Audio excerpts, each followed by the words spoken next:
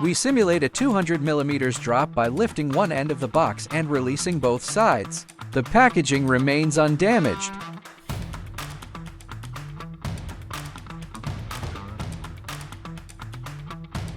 This simulates minor impact during handling. The packaging holds up with no visible damage.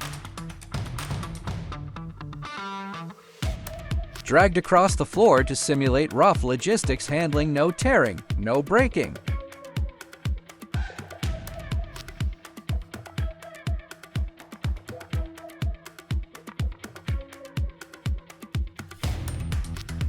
Rolling impact simulates tumbling during shipping. The product stays protected.